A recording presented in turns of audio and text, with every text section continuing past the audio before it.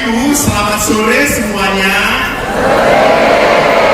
Terima kasih. Wow, hujan besar tidak membuat Anda terhalang untuk datang dalam kebangunan rohani Katolik. Puji Tuhan. Syukur kepada Allah. Anda kan datang ke sini bukan untuk ketemu si Eko ini toh? Ya, bukan. Karena si Eko ini, saya tadi beberapa lihat, karena banyak yang melihat di YouTube, lalu baru melihat orangnya langsung, lah kok ngini ya? Kecewa. Syukur kepada Allah kalau ibu-ibu tertarik. Wah, saya juga tertarik. Bapak Ibu, Suster, hari ini kita berbicara tentang My Family, My Valentine. Wih, Suster merayakan Valentine atau tidak? Kasihan ya Bu. Valentine is celebrating about love, merayakan cinta. Dan kalau lihat dari Santo Martinus, karena apa cinta itu? Cinta yang harusnya dirayakan dalam Valentine bukan berarti I love you. No. Jangan berpikir love itu enak, menyenangkan, indah, beautiful. Orang. Kalau kita lihat cinta yang diperlihatkan oleh Yesus, ngeri. Aku memberikan nyawaku untuk orang-orang yang kucinta. Sanggup Bapak Ibu? Bagus. Maka bicara tentang keluarga, keluarga itu amat sangat berharga. Kenapa? Karena keluarga adalah tempat yang paling pertama dan utama manusia lahir. Di mana manusia merasakan cinta pertama-tama? Keluarga. Bahkan Yesus pun lebih lama hidup dalam keluarga Nazaret daripada berkarya. Berapa tahun Yesus hidup di keluarga Nazaret? Salah. Berapa Bu? Jawabannya lebih muda daripada saya. Pertanyaan saya adalah, jawabannya lebih muda dari saya. Udah jelas lah, dari kulitnya juga berbeda. Betul, 30 tahun. 30 tahun. Dan Yesus hanya berkarya berapa tahun? 3 tahun. 3 tahun. Jadi kekuatan Yesus berkarya 3 tahun itu pasti dapat pengaruh dari Yosef dan Maria, dari keluarga. Saya besar dari sebuah keluarga, betul. Anda pun demikian. Tidak ada orang yang lahir tanpa keluarga. Butuh sekali.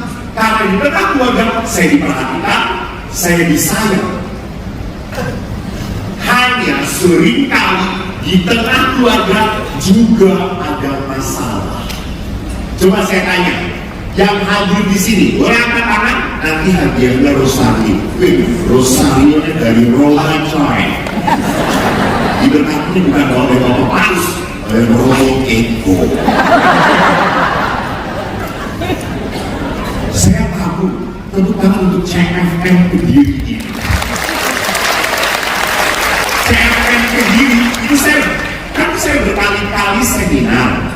Itu seminar ada hadiah door prize-nya paling setrikaan gitu ya. Lalu apa namanya, hair dryer, odorono, seperti ini. CFM untuk door prize-nya ngasih lukisan dari Mesir. Dahsyat.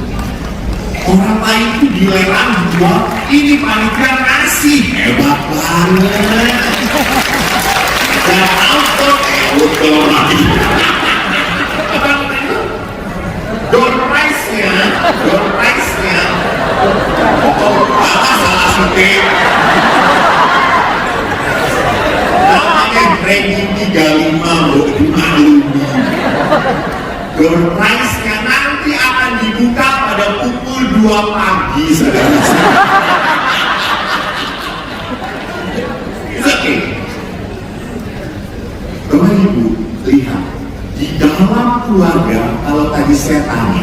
Yang angkat tangan, saya beri saja.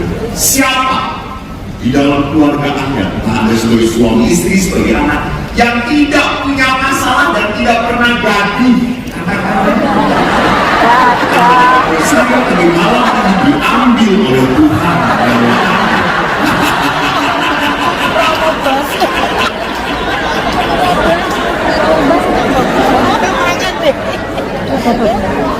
Romo, kita seguru seilmu, jangan berusaha pasar. Pasti tidak ada. Kalau ada yang tidak punya masalah, sini datang ke saya kasih masalah. Jadi lihat di sini bisa terjadi di dalam keluarga, bukan hanya orang saling mencintai, tetapi juga yang parah adalah apa? Saling menyakiti. Ini yang menyedihkan. Maka lihat, kita coba kalau mau lihat apa sih, kenapa sih Tuhan menyatukan laki dan perempuan? Kenapa nggak laki-laki dengan laki-laki, perempuan dan perempuan? Kok laki-laki dan perempuan? Mari kita lihat di dalam apa kitab Kejadian. Dalam kitab Kejadian, mari kita lihat Tuhan Allah berfirman, tidak baik kalau manusia itu seorang diri saja. Aku akan menjadikan penolong baginya yang sepadan dengan dia. Bagus. Tuhan berkata, gak baik manusia seorang diri saja. Tuhan berkata kepada para suster dan romo, tidak baik manusia seorang diri saja.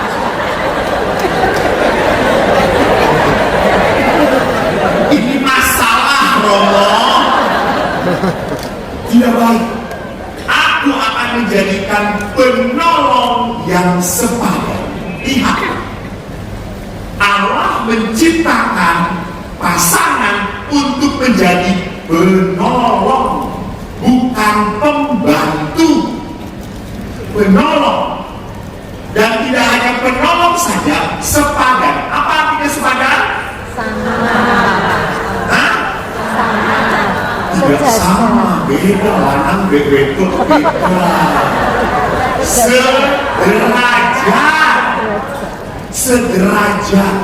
sederajat. Karena kadang-kadang, maaf ya, pria itu kan, maaf, rasa percaya dirinya tinggi. Pria itu kan sangat itu dihormati. Pria itu selalu bilang, Romo tidak bisa dalam keluarga, kepala keluarga adalah suami. Suami kepala keluarga boleh Pak, tapi istri leher keluarga. Kepala nggak bisa nengok kalau leher nggak nengok.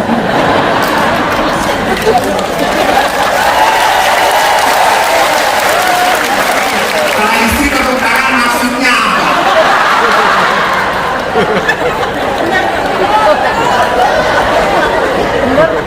Iya kan? Baru begitu aja sudah langsung harus siapa yang menang, siapa yang menang. Itu sudah tidak sederajat. Kalau dalam rumah tangga suami istri siapa yang menang? Di dalam keluarga itu tidak boleh ada saingan. Sederajat itu ya sejajar. Tidak ada saingan. Kenapa? Karena jadi penolong, bukan menjadi apa pesaing, bukan untuk bersaing, tidak, penolong yang sepadan. Lalu tidak hanya itu, Allah pun di dalam ayat berikutnya dikatakan Allah membuat manusia tidur. Ketika ia tidur, Allah mengambil salah satu rusuk daripadanya, lalu menutup tempat itu dengan daging. Rusuk itu ada di mana? Ya, ini simbol kesejajaran. Walaupun akhirnya Hawa diciptakan dari rusuk, tapi seolah-olah dari tulang kepala. Karena wanita itu selalu merasa paling benar, gak pernah salah. Ayo, gak ada tepuk tangan sekarang.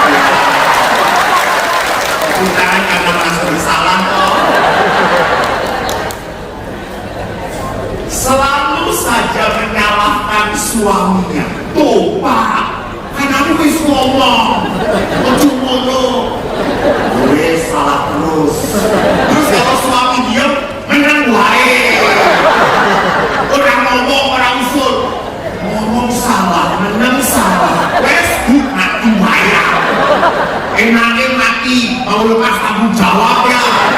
Nanti saja masih dibuat salah.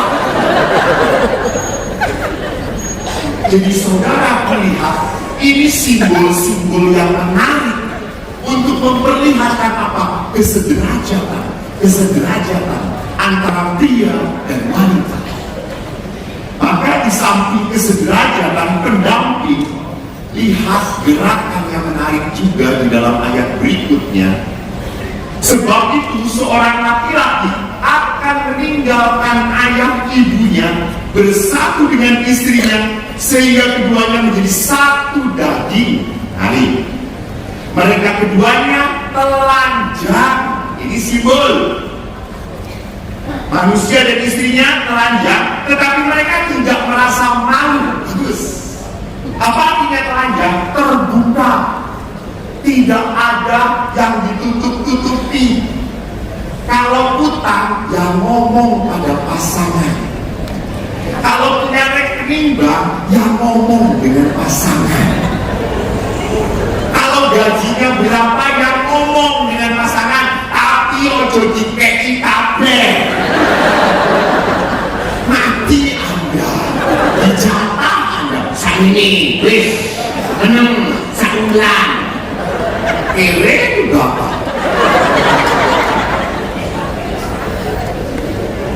Saya kan pernah cerita kok, saya itu tadi dibawa oleh panitia makan sate kambing. Pak Selamat di sini cabang dari Pare, enak. Lalu saya karena senang makan sate, saya makan. Lalu yang lucu ada suami makan, lalu istrinya wis. Anda tahu yang membuat sate itu sebetulnya bukan dagingnya, tapi istrinya. Saya makan sate kambing gak pernah darah tinggi coy, gak pernah. Kamu sing komen. Istrinya wis. Jangan. Suaminya itu ada makan dagingnya.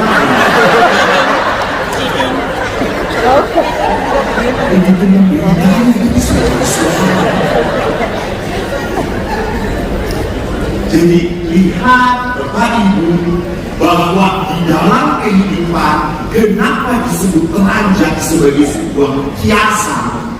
Karena mereka tidak merasa malu. Saya sudah terbuka apapun. Coba ibu di depan siapa ibu berani telanjang kalau bukan di depan suami? Betul. Walaupun awal waktu menikah semua welcome to the jungle. Tetapi kalau sudah perkawinan 10-15 tahun langsung dimatikan. Karena bentuk perutnya sudah tidak jelas.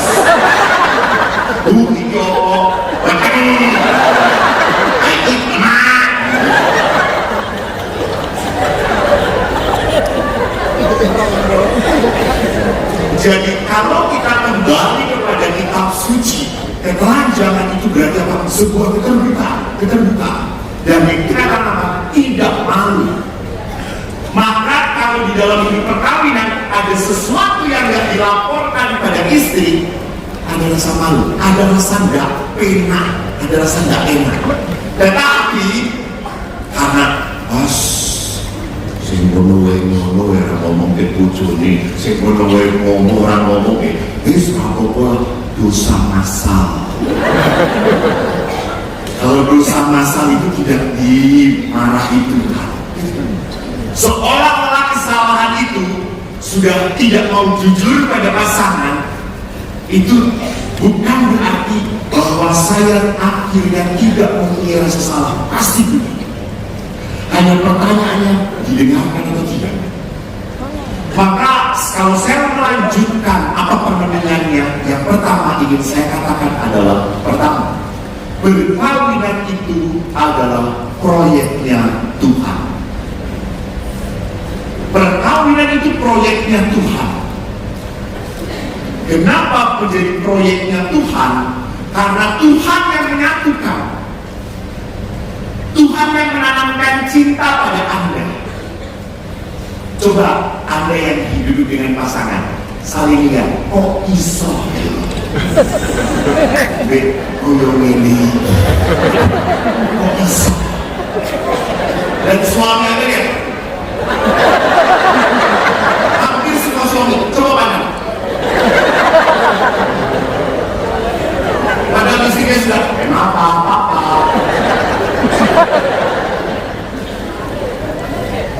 Karena banyak ibu yang mengatakan, Romo, suami saya itu makin lama makin bodoh, makin nyebelin.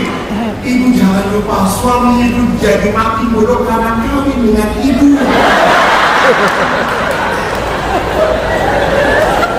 Nah iya toh, dulunya pinter, lalu setelah ini kan bodoh-bodohin, ya wes aku bodoh lain.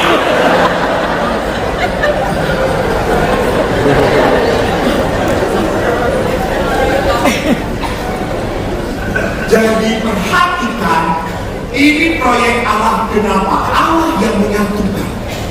Saya memberkati perkawinan berkali-kali, apalagi Romo ya sudah ini, udah kehitung ya Romo.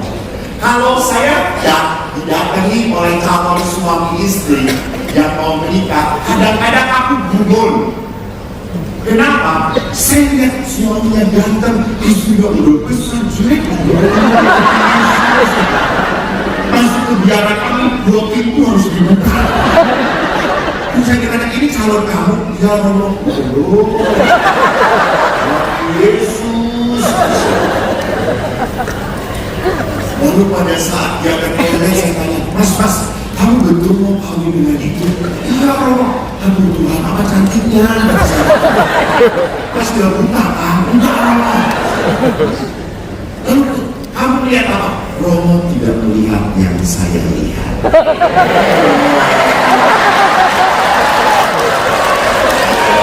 Aku percaya jatuh cinta sejuta rasanya, betul? Dimulai ditendang, ambil ya orang kalau sedang jatuh cinta, keinjek oleh orang yang mencintai, apakah merasa sakit marah atau tidak? Aduh maaf mas, keinjek. Apa-apa. Keinjek kamu itu seperti keinjek bidadari. Maka konon katanya orang sedang jatuh cinta, tai kuda pun merasa tidak merasa. Saya belum pernah ngerasain semiskin-miskinnya ada satu ya. Saya nggak akan pernah coba tai kuda.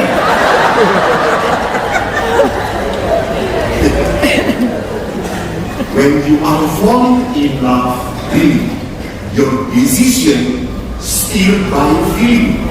Pada saat kau jatuh cinta, keputusanmu diatur oleh perasaan kamu. Perasaan. Saya demen banget, saya sayang banget, saya ingin nikah dengan dia. Lihat toh, kalau udah pacaran itu, kalau udah menikah, pegangan.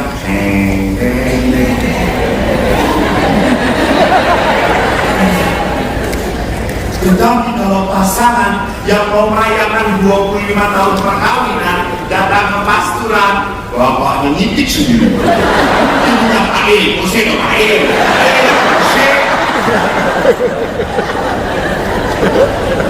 Saya tanya, Pak, mana ibu tuh belakang aja. Jadi ada perbedaan. Yang bisa kita lihat apa? Kalau perkawinan itu proyeknya Tuhan, berarti apa? Menyempurnakan. Kenapa kok bisa saya jatuh cinta? Karena Tuhan mau. Saya pernah ditanya oleh anak muda, Pastor pernah jatuh cinta? Pernah. Waktu SMP. Dia putih dong. Chinese coy. Mau perbaiki keturunan. Tapi saya berpikir kalau punya anak pasti belang. Dia cantik sekali. Waktu saya jatuh cinta, setiap pelajaran aku menatap dia. Dan dia tidak menatap aku.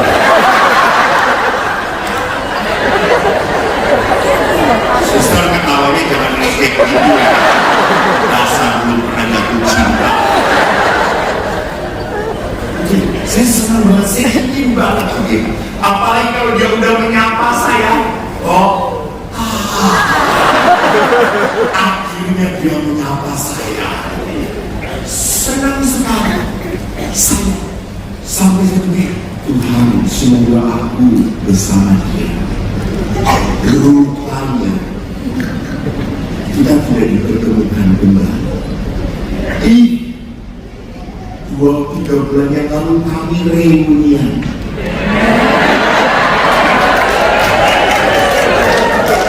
CLBK. Dia datang, saudara-saudara, sudah bentuknya tak beratur. Tadinya kata saya, Mas Reko, dulu kan khusus saya senang Mas Reko. Iya dulu. Sekarang Tuhan syukur pada Allah tidak mempersatukan aku dengan dia. Ya. Walaupun tertarik belum tentu dipersatukan oleh Allah. Jadi perkawinan harus diimani sebagai apa? Kehendak Tuhan. Tetapi ada juga, ada perkawinan yang dipaksakan. Ada perkawinan karena apa namanya? Bayar hutang. Ya di situ tentunya tidak ada apa rahmat Tuhan, karya Tuhan di dalam menyatukan. Tetapi bisa terjadi walaupun dipaksakan, kok utuh-utuh saja, kok baik-baik saja. Ya bisa terjadi Tuhan bekerja menyertai mereka. Setelah mereka bersatu, namanya karya Tuhan. Namanya karya Tuhan tidak bisa diatur. Maka lihat kalau proyek Allah tidak hanya campur tangan, maka Allah pun apa? Mengatur. Allah tidak hanya mengatur, tetapi Allah juga memberkati. Jadi saya dikerja di bayar.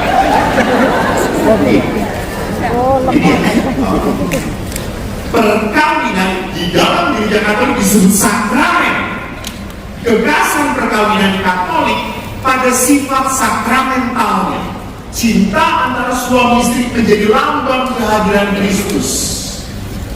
Jadi yang pertama, apa itu sakramen? Allah hadir nyata kepada pasangan lewat pasangan, kepada suami lewat istri, kepada istri lewat suami, dan kepada anak-anak lewat orang tua mereka. Ini sakramen, ini kehadiran Tuhan, ini kasih Allah yang nyata. Maka kalau sampai perkawinan itu menjadi sesuatu yang menyakitkan, berarti ada salah satu yang tidak sanggup menghadirkan Tuhan. Saya tugas di rumah retret. Saya memberikan anak-anak SD, SMP, SMA, bahkan mahasiswa, juga kadang-kadang di sekolah. Salah satu yang kami bahas dalam retret adalah tentang luka batin. Suatu sore saya berbicara tentang luka kepada anak kami SMA kelas 12. Di saat saya cerita tentang luka, ada seorang anak yang tiba-tiba berdiri, lari ke toilet, dan dia teriak, dia pukul pintu toilet keras. Semua kaget, saya juga kaget.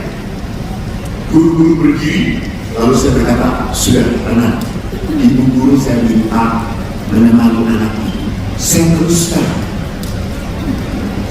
Pada saat setelah selesai, saya minta anak-anak ke ruang makan untuk makan. Saya ke toilet, saya lihat anak laki-laki itu masih menangis. Dan waktu saya datang, dia langsung, Romo, saya minta maaf, Romo. Dok, tidak apa-apa. Ada apa, nak? Waktu Roman cerita tentang luka, cerita bagaimana sosok mama dan papa, aku gak kuat ngomong. Aku tiba-tiba meledak, aku benci banget dengan mama. Mama adalah orang yang paling menyakiti hidup saya. Lalu saya bilang, kok bisa? Maaf, dia buka baju atasnya, dia perlihatkan di dadanya ada bekas sebutan rokok. Lalu saya tanya, siapa yang melakukan ini? Mama. Kalau mama marah, mama merokok dan menuntut saya. Lalu dia nangis karena mereka ingat kalau luka itu sudah ditahan, kalau orang meledak besar, saya bilang. Lalu gurunya mendekati saya, oh dia anak dari keluarga broken family child. Lalu akhirnya boleh aku cerita, oh saya waktu dikandung oleh mama pergi dengan wanita lain. Mama marah sekali, mama kecewa sekali. Dan menurut mama, waktu saya lahir, saya mirip sekali foto dari ayah saya. Sehingga setiap mama marah selalu melampiaskan pada saya. Ya, di sini. Anak ini akhirnya tidak mempunyai image gambaran yang baik tentang orang tua. Itu mempengaruhi dia tentang kasih Tuhan, tentang kebaikan Tuhan. Maka tidak aneh kalau dia akhirnya berkata, Romo, bolehkah saya kalau meragukan kebaikan Tuhan? Saya merasa Tuhan tidak baik. Saya merasa Tuhan tidak peduli. Kenapa saya harus lahir dari keluarga yang seperti itu? Kenapa kok saya harus lahir mirip ayah saya yang bajingan? Romo tahu, kalau saya nanti ketemu ayah saya akan bunuh ayah saya. Iya, marah dia. Dia merasa dianiaya. Dia tidak pernah merasa bahwa dia bisa berdoa dengan tenang. Enggak. Pada saat saya berdoa, saya selalu bertanya, Tuhan, di mana cintamu padaku? Saya tidak pernah merasakan. Lihat, di dalam sakramental kehadiran Allah bisa terjadi papa mama gagal menghadirkan Tuhan. Gagal menghadirkan Tuhan. Saya kemarin senang sekali membuat sebuah seminar keluarga dan yang memberi kesaksian artis, aku lupa namanya. Dan yang wanitanya ini adalah apa? Seorang anak, cantik wanitanya, seorang anak dari keluarga yang cerai.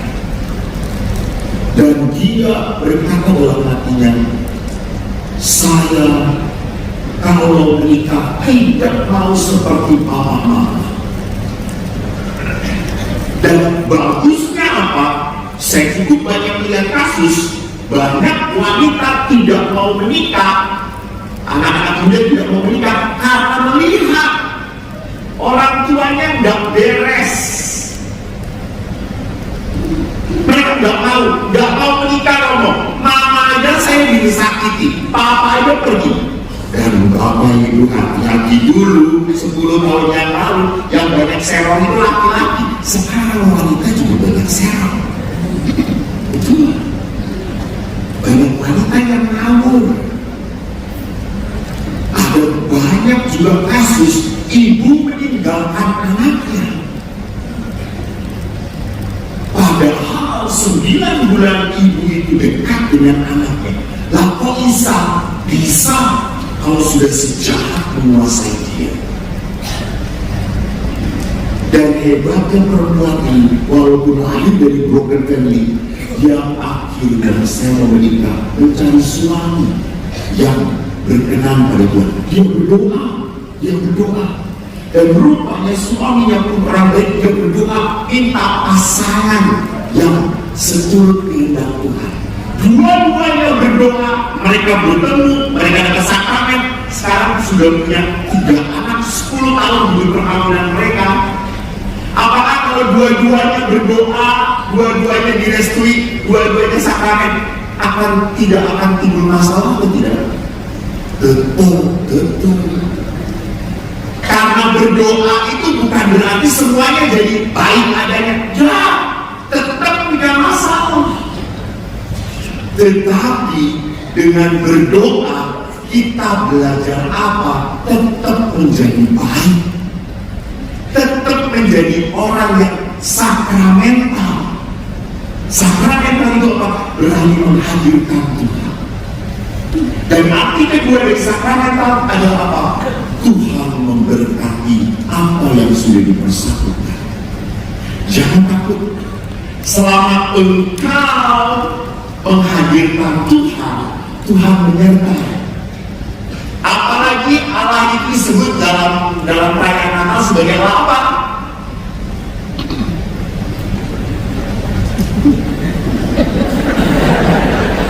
Di dalam perayaan Natal, Allah itu disebut sebagai apa?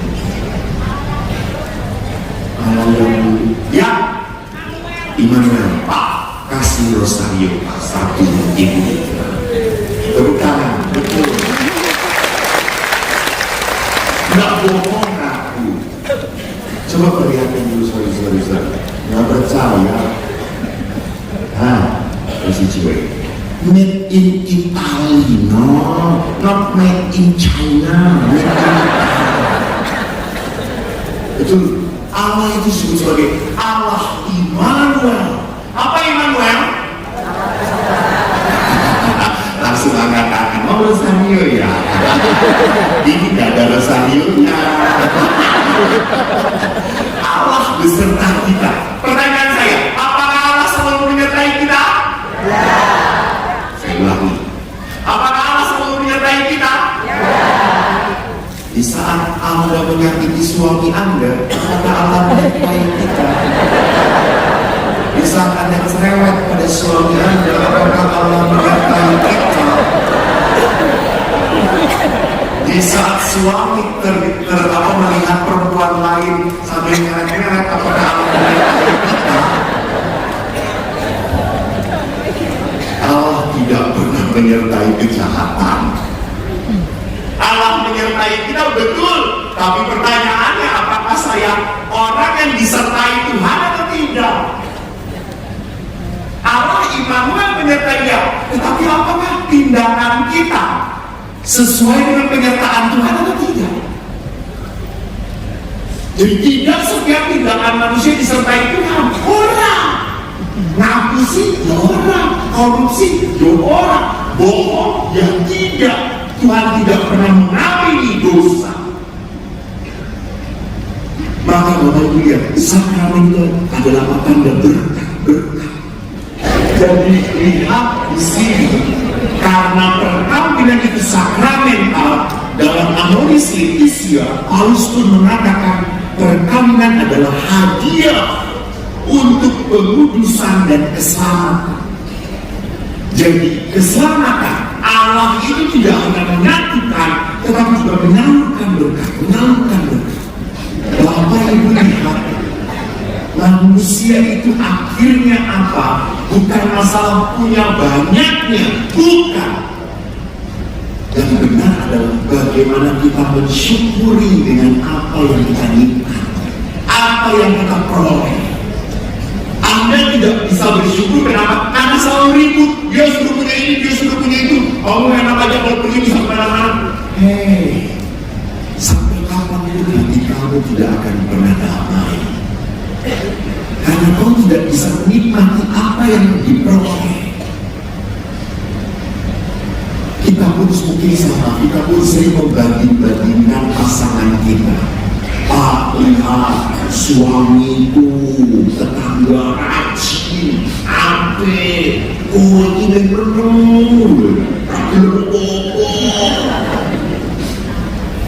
Bu, lihat istri tetangga orang cewek, sakinah mawaddah warahmah.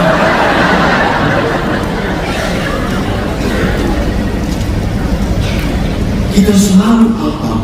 Kita selalu tidak bisa bersyukur. Padahal tadi kalau tidak salah bersyukur, mengutip kutipan bersukacitalah dan bersyukurlah senantiasa. Bersyukurlah. Karena bersyukur itu berarti apa? Menerima kebaikan Tuhan dengan rasa terima kasih. Bukan selalu masih kurang. Sampai kapanpun rezeki itu selalu kurang. Ingat, Yesus tidak pernah berkata uang itu sumber segala kejahatan. Bukan. Mencintai uang, bukan masalah uangnya, mencintai uang. Seringkali hati-hati Anda bekerja keras, betul, oke, untuk keluarga, tetapi Anda tidak punya waktu dengan keluarga. Menyedihkan. Lama-lama apa yang sudah Anda usahakan baik, kok Anda tidak punya hubungan yang baik dengan anak-anak Anda. Tidak bisa. Kita harus berani sadar mana yang harus kita pertahankan dan mana yang tidak. Maka yang ketiga, Bapak Paulus mengatakan keluarga adalah jalan kekudusan.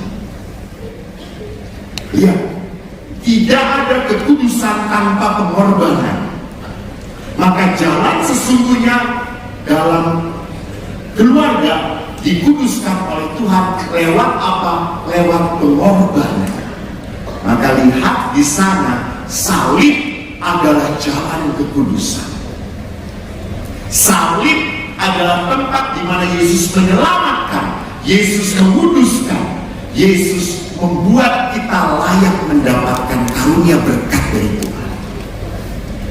Maka saudara-saudara, kalau Anda berkata, Romo, keluarga saya itu banyak yang salah, keluarga saya itu selalu banyak gaduh, mari kita lihat kenapa keluarga-keluarga mempunyai banyak permasalahan di dalam relasi.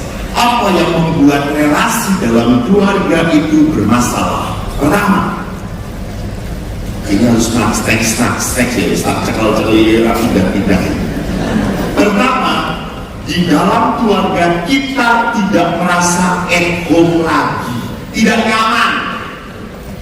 Di Kediri ini banyak kafe atau tidak? Banyak. Kenapa orang-orang datang ke kafe meninggalkan rumah? Karena rumah sudah tidak nyaman lagi. Suami merasa di rumah itu selalu dikontrol dan dihakimin oleh istrinya. Dari mana? Mau kemana? Dengan siapa? Sampai jam berapa? Ini kontrol. Jadi istri itu dengan suami bukan punya quality time, tapi quality control.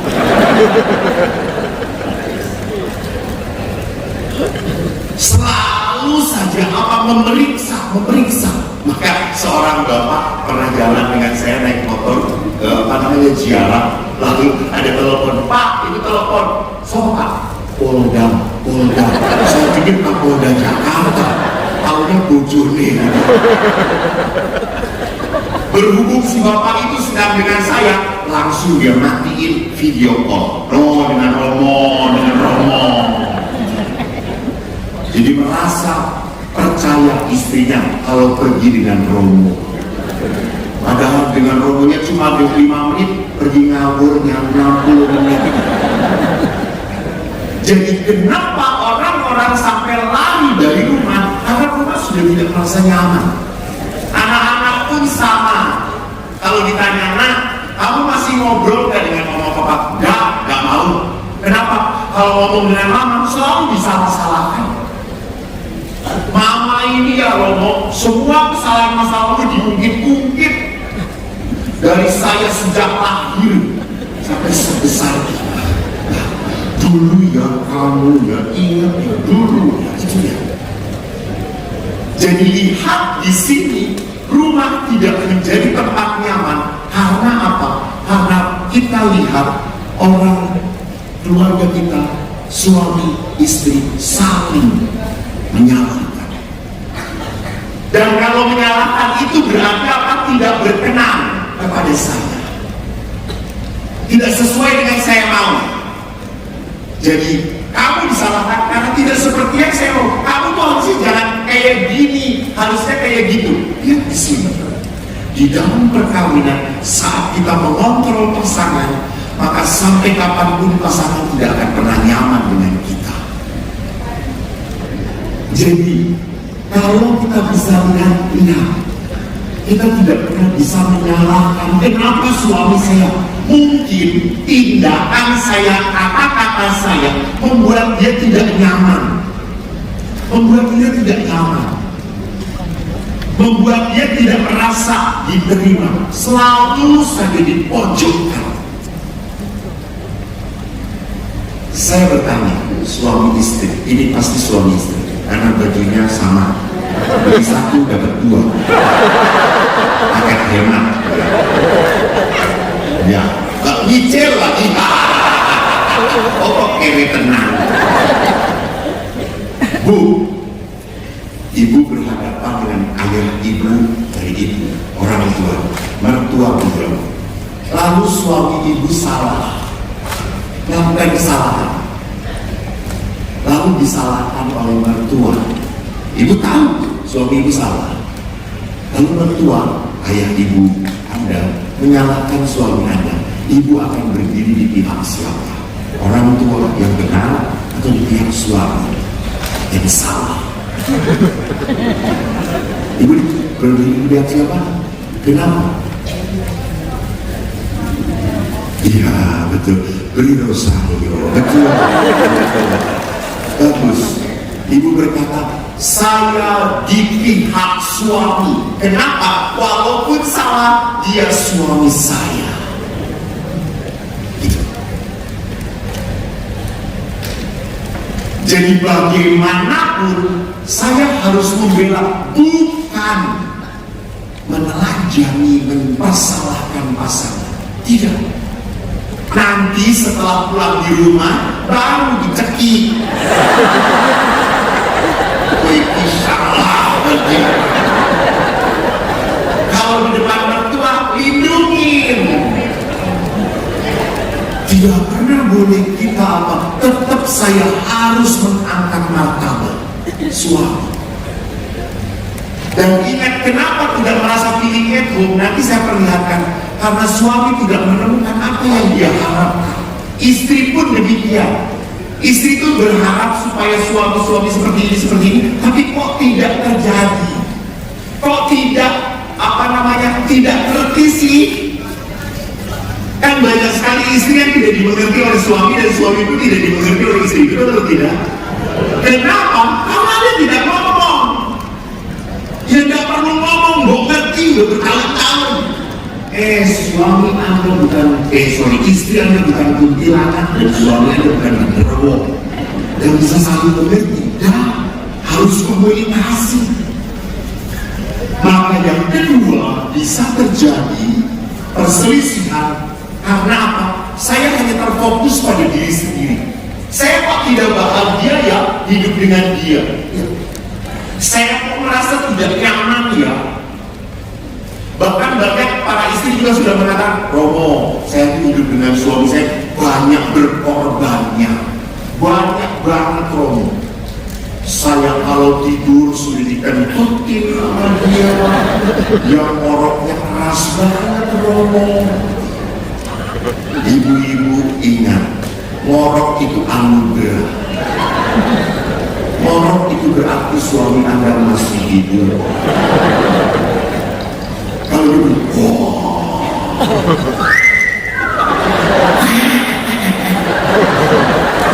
tolong jangan diganggu ini. Suami Anda sedang berkomunikasi dengan roh-roh yang di atas.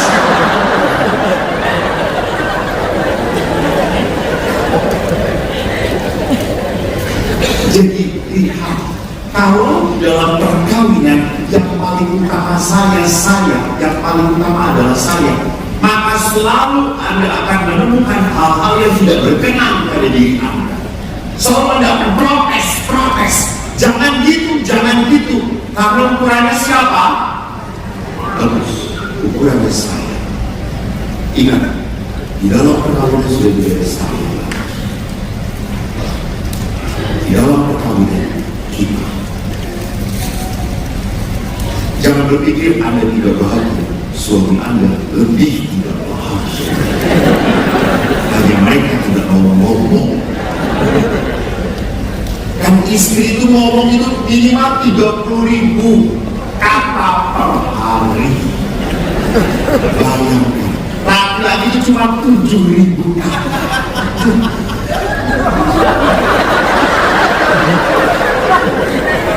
Si bapak langsung pantesan.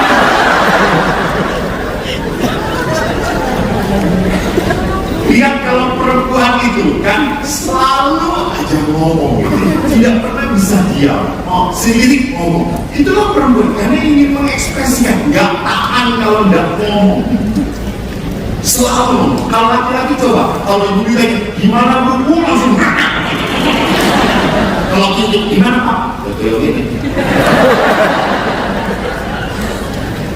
Baik-baik saja. Bapak sehat. Laki-laki jarang bicara. Maka pada saat laki-laki jarang bicara, tiba-tiba mati saja. Perempuan kalau mengungkapkan segala-galanya bicara. Dan perempuan kalau sudah bicara, biarkan. Anda hanya perlu menanggapi,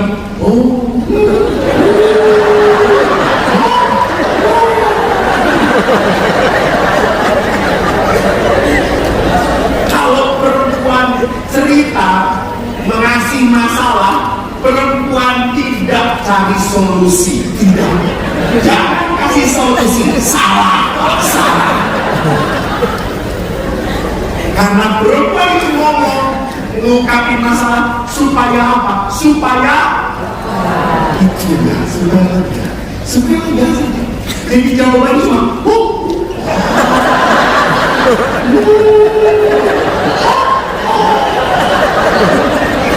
dan ingat ada usaha 30.000 kata.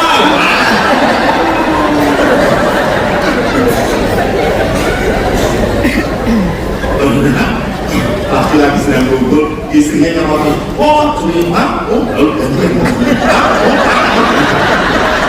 istrinya nggak sadar, sibuk cerita.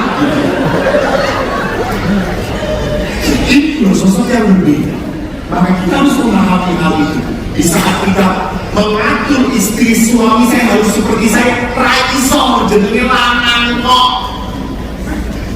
Lalu suami menuntut istri harus seperti suami, raiso. Kamu tuh kalau punya masalah beresin sendiri. Raiso, aku harus ngomong, harus bicara. Maka saya pernah itu ada seorang ibu siang-siang awas banget, saya udah ngomong siang-siang. Ngomong,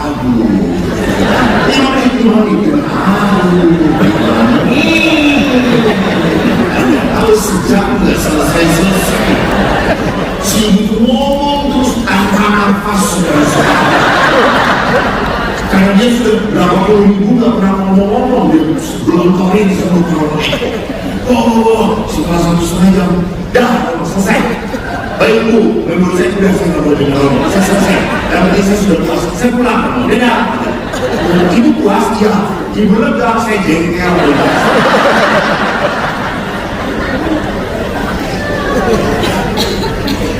Jadi lihat di sini, itulah kualitas. Disitulah kenapa saya tidak bisa mengharapkan suami saya seperti saya. Orang iso, tidak bisa. Ukurannya Anda, karena dia laki-laki. Dan setiap laki-laki kan sulit mengekspresikan sayang. Coba Bapak Ibu angkat tangan. Siapa yang punya suami yang tiap kali mengatakan I love you? Suami yang mengatakan I love you, bapak yang angkat tangan. Ya Allah, Yesus.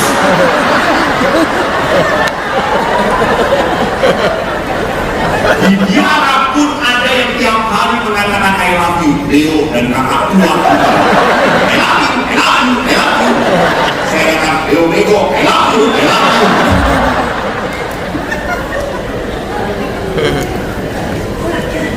Tapi jarang sekali dia hanya beberapa, dan itu pun yang katakan suami pasti ada. Jarang. Istri itu ingin banget. Suami itu udah alhamdulillah gitu. Suami udah begitu. Istri butuh banget dikatakan, cantik banget sih. Betul atau tidak? Itu kelihatan udah lama suami dengan kata seperti itu. Begitu Bukan. Di seorang wanita butuh sekali dipuji, pernah begitu. Butuh. Laki-laki tidak butuh. Ibu ngomong pada bapak, ganteng banget, tapi kalau istri, mungkin, cantik banget, tapi dia akan ke belakang.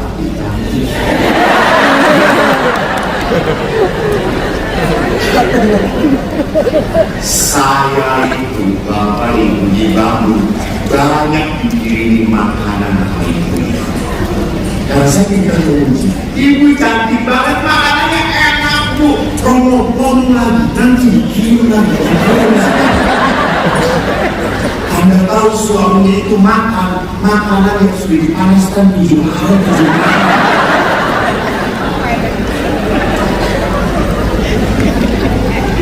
Suami apakah nggak perlu dipuji? Butuh. Suami bukan dipuji. Pernah lihat suami butuh dipuji pekerjaannya, apa yang dia lakukan. Jadi kalau suami Anda tiba-tiba nyapu, jangan, tumben, sedang dipenuhi Roh Kudusnya, itu pasti dilemparkan sekali. Jadi kalau suami Anda tiba-tiba, Pak, matur nuwun Pak, terima kasih banyak Pak, gitu, meringankan tugas saya. Atau suami tiba-tiba bawa piring kotor gelasnya ke ke tempat dapur, pujilah, wah Pak, terima kasih sudah berbagi tugas, thank you Pak. Tapi jangan berkata, ngono wae tidak dipuji, aku berdino Pak. Maka kalau suami Anda mengganti lampu yang sudah 2 bulan mati dan tidak diganti-ganti, kasih bukan, Bapak bila bisa berani berkorban untuk kami, memasang lampu itu berani mati. Agar ibu-ibu jangan pernah melecehkan pekerjaan suami, apalagi melecehkan gaji suami. Itu merusak harkat suami. Jadi pada saat dikasih, bersyukur, wih, kok sak ini.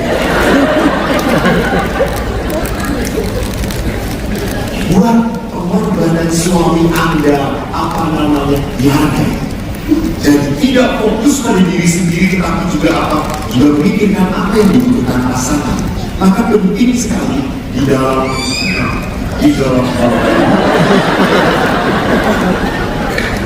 kenapa muncul akhirnya sikap-sikap yang tidak berkenan kepada pasangan. Kita lihat next aku tidak boleh. Next ini oke. Saya senang ini apa yang dikatakan oleh Yesus tentang perkawinan. Orang Farisi datang mencoba Yesus, apa boleh seorang suami menceraikan istrinya? Apa perintah Musa? Musa memberikan izin menceraikan dengan membuat surat cerai. Lalu apa kata Yesus? Next. Justru karena ketegaran hatimu lah Musa menuliskan perintah itu untuk kamu. Next. Ketegaran hati. Jadi apa artinya tegar hati? Tegar hati itu berarti apa? Sudah cuek, yang mikirin perasaan di pasangan, terserah, kuel terserah. Maka lawan dari cinta adalah bukan tidak mencintai, tetapi tidak peduli. Saya sudah tidak peduli kamu, berarti sudah tidak ada cinta lagi. Jadi bagaimana kekerasan hati itu terjadi karena luka dan disimpan. Jadi lihat di sini kekerasan hati. Maka dalam perkawinan kita harus sadar siapa pusat dalam perkawinan kita. Saya tanya, ibu, bapak, Pak sudah berapa tahun menikah?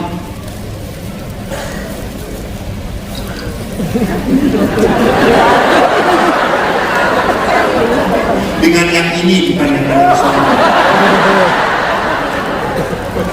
34 tahun. Bahagia? 34. Dalam hidup perkawinan Bapak, siapa yang paling utama dalam hidup perkawinan Bapak? Istri. Ibu, siapa yang paling pertama dalam hidup perkawinan ibu? Suaminya kemana? Suami. Tepuk tangan. Tapi salah. Kalau dalam hidup perkawinan yang paling utama adalah suami atau istri, jangan lupa, kadang-kadang yang paling utama ini menyakiti kita. Kadang-kadang yang paling utama ini mengkhianati kita. Maka dalam perkawinan harusnya yang paling utama adalah Tuhan. Pada saat engkau mencintai Tuhan dengan benar, kau tidak akan menyakiti pasangan.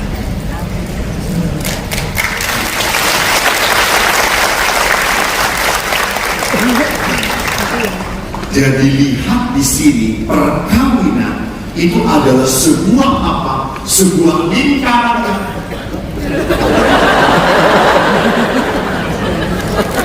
Konsep.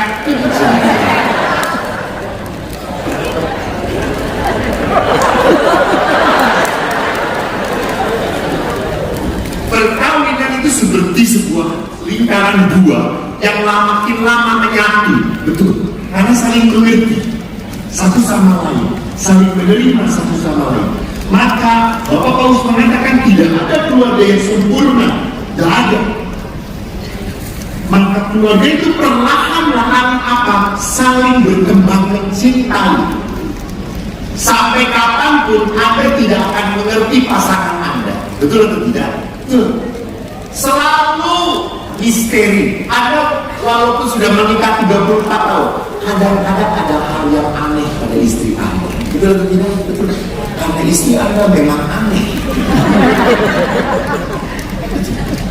Tidak banyak hal yang bisa Anda mengerti. Kok iso yang koyong ini? Kok iso yang koyong ini? Itu perkawinan. Karena pasangan Anda itu misteri. Maka mari kita lihat sebuah perkawinan itu adalah apa? Tidak menjadi sebuah perkawinan yang sehat kalau tidak ada komunikasi. Dan perkawinan itu adalah sebuah perjalanan, walk in love, not falling in love. Next. Saya senang melihat ini. Next. Jadi perkawinan itu bukan falling in love, walk in love, jalan bareng. Maka kalau dalam jalan bareng itu kita menyesuaikan. Tidak ada yang siapa duluan, siapa belakangan. Walk in love, bareng. Maka kita harus belajar memenuhi bahasa cinta supaya dia merasa dicintai. Siapa yang bisa mencintai suami kalau bukan istri? Siapa yang bisa mencintai istri kalau bukan suami? Maka ada 5 bahasa kasih yang begitu sering dipaparkan bagus. Pertama adalah word of affirmation, pujian. Yang kedua adalah apa? Quality time, bareng-bareng. Yang ketiga adalah apa? Melayani. Yang keempat adalah apa? Memberi hadiah. Yang kelima adalah apa? Menyentuh, physical touch. Bapak, Ibu, bahasa cinta suami beda dengan bahasa cinta istri. Istri Anda, bahasa cintanya tidak selalu sama dengan istri orang lain. Bagaimana promo supaya saya bisa tahu bahasa cinta pasangan saya? Dengerin apa yang dia selalu keluhkan. kamu ini yang udah lama nggak pernah memeluk saya. Jadi dia ingin memeluk. Kamu ini udah lama nggak pernah muji-muji saya. Saya selalu salah. Berarti dia butuh kata-kata pujian. Kamu ini yang nggak pernah menghargai saya. Berarti selalu Anda butuh dihargai. Pak, kamu itu nggak pernah ngasih hadiah. Kamu tuh selalu ya, ini nyuruh saya, nggak pernah membantu. Berarti apa? Dia butuh dilayani. Karena kalau bahasa kasihnya nggak kena, Anda akan kesel. Suami sudah capek-capek beresin mobil, nyuci mobil. Istri paling nyuci mobil doang aja. Merasa bahwa itu bukan merupakan tindakan cinta, itu sih biasa aja, karena tidak kena. Maka saya harus belajar tahu apa yang dia butuhkan. Maka saudara-saudari, mari kita lihat ada hal yang paling begitu urgent dalam bahasa cinta adalah apa? Keintiman. Next, keintiman. Mari belajar untuk apa? Kalau my family is my Valentine, my family is my Valentine. Keluarga adalah hal yang berharga. Saudara-saudara, ambillah waktu untuk tetap bersama lagi. Bersama. Ingat, semua itu ada batasnya. Ada batasnya. Jangan-jangan ini adalah malam terakhir. Siapa tahu? Saya selalu kalau di rumah antret suruh berdiskusi suami istri. Coba ngomong siapa yang duluan meninggal. Dan para istri selalu menangis. Aku nggak kuat kalau kamu duluan meninggal. Biarkan aku yang duluan saja. Lalu kalau suami, nggak apa-apa kamu duluan. Saya sudah siap.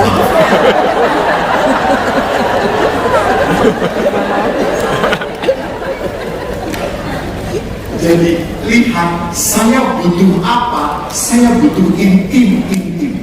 Maka lihat keintiman itu, coba diskusi, dialog. Jadi kalau istri Anda sedang ingin dialog, itu berarti mengungkapkan emosinya. Biarin supaya apa tadi? Lego. Jangan dikatakan, saya itu jengkel, marah, kesal. Udah, terus. Biarkan. Jangan dibalas, emangnya saya juga gak kesel, emangnya saya juga jengkel. Itu adalah saat dia akan melepaskan, melegakan. Itu dialog. Yang ketiga, next, carilah saat-saat di mana Anda bisa tertawa bersama. Jalan-jalan rekreasi, Bu, Pak, dulu pacaran. Sekarang kenapa nggak pacaran lagi? Ada anak romo, taruh di rumah, kasih makan, kunci, udah. Pacaran lagi.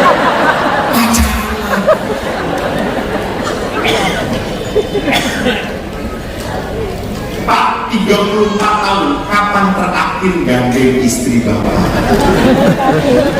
Udah jarang kan, Pak? Ya, pegang istri Bapak, apalagi waktu di mall.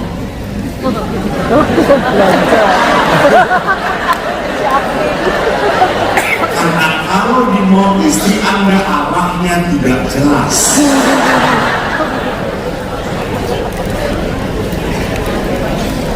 Sentuh istri Anda, Pak. Istri itu butuh banget disentuh. Jangan hanya menyentuh kalau mau ada maunya. No, touching, pegang.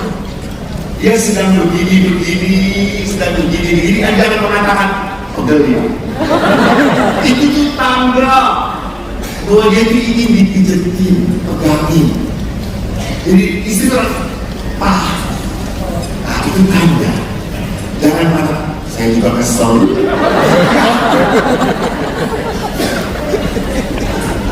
Berempatilah. Alami, sadari, rasakan bareng lagi. Saya teringat ayah saya itu bukanlah suami istri yang mengekspresikan saya, enggak. Ayah saya itu enggak pernah kelihatan di tengah kami pelukan, ciuman, enggak ada, tapi mengasuhkan anak empat. Ayah kalau di foto saya lihat album keluarga, ayah itu di foto tentang ibu. Enggak pernah di foto di belakang. Tetapi setelah ibu sakit, ibu saya akhirnya stroke karena ibu saya punya darah tinggi, punya gula, lalu segala macam komplikasi. Ibu setelah pensiun stroke. Yang indah adalah ayah merawat ibu. Ayah setiap hari malam ibu berjemur, yang mandikan dahulu baru berjemur. Setiap hari, bahkan ayah masak untuk ibu. Kami anak-anak pernah ngomong, ayah, apa perlu suster yang bantu? Dan dia berkata, kurang, mbok mungkin ke aku kenal melayani aku dengan baik. Kalau mbok saiki sakit, aku harus melayani mbok.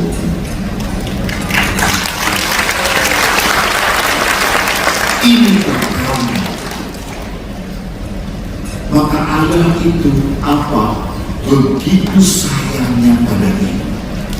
Sampai ibu sakit akhirnya kurang lebih 7 tahun. Tahun keempat, ayah saya kena penjepit tulang belakang, saraf belakang. Ini apa ini? Tinggal dengan saraf belakang. Saya yang bawa dokter, dan dokter, Pak, Bapak penjempitan leher dan tulang belakang. Bapak tidak boleh angkat-angkat keras lagi. Bapak saya menangis. Saya langsung ngomong, tentara kok nangis. Ini dia menangis, saya sekarang saya menangis. Romo. Mosok tentara sakit sitik gue menangis, kuat loh. Lalu dia ngomong, oh, aku nangis bukan karena sakit. Terus apa? Kamu dengar dari dokter apa? Saya gak boleh angkat berat lagi. Siapa nanti angkat ibu untuk berjemur? Aku udah gak boleh lagi. Di situ langsung saya dia memikirkan istrinya, dia tidak memikirkan dirinya. Dan waktu akhirnya ibu serangan dan terakhir ibu masuk ICU, saya menunggu di ICU. Saya tidur di ICU karena saya diberi izin. Lalu dokter mengatakan, Romo, ibu Romo ini kuat sekali. Lalu saya berpikir, kenapa ibu kuat? Ibu sangat sayang ayah. Ibu tidak mau meninggalkan ayah. Lalu akhirnya saya ngomong kepada ayah. Ayah ngomong kepada ibu duluan. Dan saya susul. Ayah saya marah. Aku rasa ngomong-ngomong. Kuat juga. Boleh anak sampai ngomong Romo.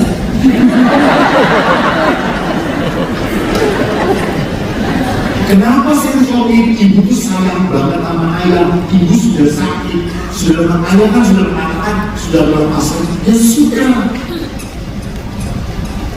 Kak, saya ingat berapa hari ayah tidak ngomong. Lalu hari Minggu setelah ayah bisa, ayah ke ICU mendampingi ibu. Dan akhirnya ayah keluar.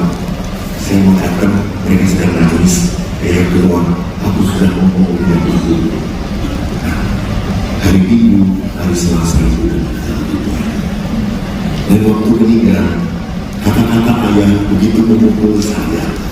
Dia berkata, saya bahagia, istriku gak sakit lagi.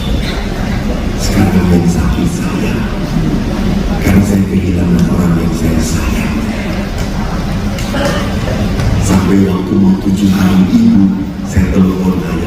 ayah kita misal untuk ibu. Lalu ayah berkata, kok untuk apa yang aku hidup kalau sudah tidak ada ibu lagi? That is love. Itu cinta yang begitu kuat. Karena apa? Ayah selalu mempersatukan ibu dan ibu mempersatukan ayah. Walaupun saya benci dengan ayah, cinta dengan ayah, saya belajar mengampuni. Akhirnya dalam proses pengampunan, saya dekat kembali dengan ayah. 40 hari yang lalu saya tugas di Sumber, saya tugas di Sumber. Ayah saya tidak satu-satunya, ibu sudah meninggal 15 tahun yang lalu. Lalu saya mendapat berita hari Jumat, Mas, ayah masuk ICU. Saya kaget karena saya jauh. Lalu saya ngomong kepada adik, tunggu, semoga saya bisa pulang cepat karena saya sudah selesai tugasnya. Saya harusnya minggu pulang. Saya minta dia, minta tolong cari Sabtu saya pulang. Kenapa? Ayah saya masuk ICU. Ini satu-satunya yang harus saya tenang. Karena kami sudah menemani ibu terakhir, saya juga ingin menemani ayah.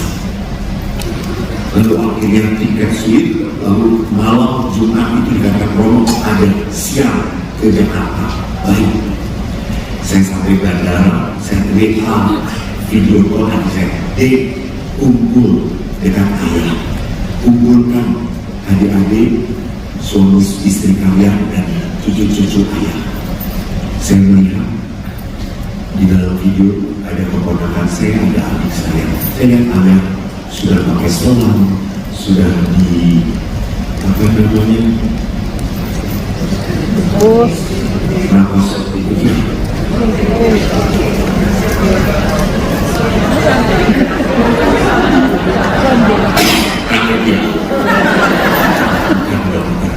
Saya bilang, lalu saya ngomong, ayah, Eko mau pulang, tunggu Eko. Ayah harus minta maaf pada Eko. Karena ayah banyak nyakitin Eko. Eko juga harus minta maaf pada ayah. Tunggu ya, Eko sore pulang. Lalu saya berdoa, saya tutup. Saya tutup karena saya mau naik pesawat Loki. Saya sampai Jakarta, saya buka WA, adik saya mengatakan, ayah makin drop. Lalu saya berkata, yuk video call lagi, kumpulkan seperti tadi. Tunggu ya mas ya, 5 menit, oke. Waktu saya di dalam saya berdoa, Tuhan, buat saya bisa menemani ayah. Saya sayang ayah. Ayah berharga bagi saya. Saya ingin menunjukkan rasa bakti dan permohonan maaf saya kepada ayah. Lalu akhirnya tiba-tiba ada suara, kamu jangan egois. Akhirnya saya buka handphone, saya video call lagi. Saya lihat ayah, kalau sudah tidak kuat, ya sudah, pergi, tidak apa-apa. Eko hanya mau mengatakan terima kasih, karena ayah keras, Eko jadi romo seperti ini. Eko minta maaf ya, Eko selalu nyakitin ayah, karena sebuah minggu sebelumnya saya marah dengan ayah. Saya sudah minta maaf saat itu. Saya minta maaf. Eko kadang sombong dengan ayah. Maaf ya ayah. Terima kasih. Boleh saya anaknya, boleh memberkati ya. Saya berkati ayah. Saya tutup. 1 menit kemudian ayah meninggal dunia. Malamnya saya sampai rumah sakit. Saya berkata kepada adik-adik, saya mau mandi ayah. Lalu adik-adik saya berkata, yuk kita bareng-bareng lah. Lalu saya mandi ayah. Saya masih ngomong pada dia, ayah, dulu waktu Eko kecil ayah mandi Eko pakai air hangat. Sekarang Eko mandi ayah pakai air dingin. Rasain. Saya masih bisa bercanda dengan ayah waktu itu. Tetapi akhirnya saya menangis. Kenapa? Waktu saya peluk ayah tidak meluk saya lagi. Itu batas. Orang itu mengungkapkan cinta hatinya. Jangan sampai setelah dingin dia nggak ngerti apa-apa, dia nggak akan ngerasain apa-apa. Anda mesti diberi kesempatan oleh Tuhan. Ambil itu, pulang cium. Jangan-jangan ini malam terakhir. Tapi Bapak Ibu, kenapa kita sering sulit mengungkapkan cinta? Sombong, angkuh, gak mau rendah hati, atau bisa jadi karena saya sakit hati. Maka saudara-saudara, kita akan menutup seluruh pertemuan kita dengan apa? Dengan adorasi. Apa itu adorasi? Adorasi adalah penyembahan sakramen Maha Kudus. Next, bahkan Santo yang dikenal sebagai Santo Alfonsus Liguri mengatakan penyembahan sakramen Maha Kudus adalah devosi terbesar dalam sakramen. Di dalam sakramen Maha Kudus Allah sungguh hadir. Nanti tolong, apa yang harus Anda lakukan kalau di depan sakramen Maha Kudus? Anda bisa mencurahkan isi hati Anda. Sadar, ini Tuhan. Rendah hatilah. Saya tidak bisa di depan Tuhan mengatakan kesombongan saya. Tidak, saya tidak pantas, saya berdosa. Saya masih menyimpan kemarahan, kejengkelan. Bapak Ibu, saya mau dipercaya. Manusia itu butuh mujizat, bukan disembuhkan badannya. Tapi yang penting disembuhkan apa? Batinnya, hatinya. Kita terlalu banyak menyimpan marah, dendam, kecewa, maka kita susah suka cita. Berikan pada Tuhan. Tuhan bisa mengangkat sakit hati. Tuhan, ajari aku mengampuni. Buat aku bisa mencintai lagi istri saya, suami saya. Buat supaya saya bisa memaafkan suami saya yang telah menyakiti saya, yang sudah menghina saya, yang sudah menghancurkan keluarga. Ingat, Anda tidak bisa mengampuni kalau Tuhan tidak masuk ke dalam hati. Malam ini Tuhan ingin masuk. Rasakan. Kalau Anda sedang mengidap satu penyakit, percayalah, seperti jangan miskin, 12 tahun dia sakit pendarahan, dia sudah berobat kemanapun dan tidak baik. Dan waktu dia melihat Yesus, dia berkata, asal ucapan jumbai aku sembuh. Dan Bapak Ibu ingat, di dalam Injil Yesus waktu menyembuhkan, apa yang kata oleh Yesus? Rosario. Lebih keras, Bu. Yang menyelamatkan kita, iman menyelamatkan.